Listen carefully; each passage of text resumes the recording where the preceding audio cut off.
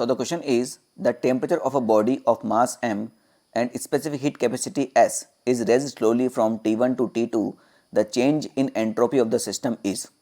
तो सिंपल सी बात है बेटा, आपको इसके लिए चेंज इन एंट्रोपी का फॉर्मूला पता होना चाहिए। तो चेंज इन एंट्रोपी का फॉर्मूला होता है dq divide by T. Simple सी बात है।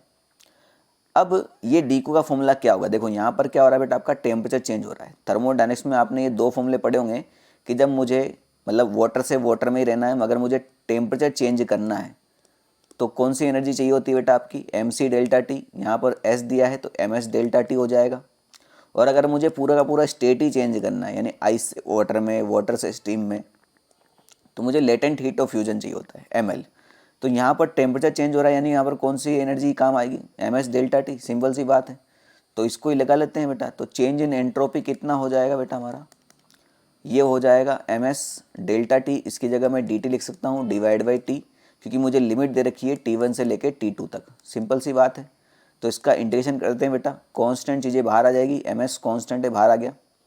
अब ये हो गया बेटा आपका इंटीग्रेशन T1 से लेके T2 dt divide by T. तो इसका इंटीग्रेशन फॉर्मूला आपको बस पता होना चाहिए। तो ये हो जाएगा ms 1/x dx या फिर dt डिवाइड बाई टी, इसका होता है बेटा आपका ln t। सिंपल सी बात है। और लिमिट लग जाएगी आपकी T1 से लेके T2 तक, ठीक है। तो ms तो बाहर रह जाएगा, पहले आ जाएगा ln T2 minus ln T1। अब इसके आप बाद आपको यही आपका आंसर है वैसे तो, मगर कुछ लॉग की बेसिक प्रॉपर्टी आपको पता होना चाहिए, जैसे ln a minus ln b, ये होता है आपका ln a divide by b, log base है ना, इस प्रकार से।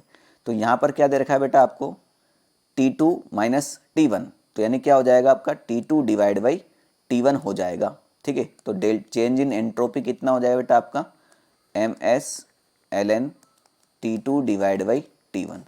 ये कहाँ दे रखा है बेटा आपको T2 divide by T1, option number 1 में, ठीक है।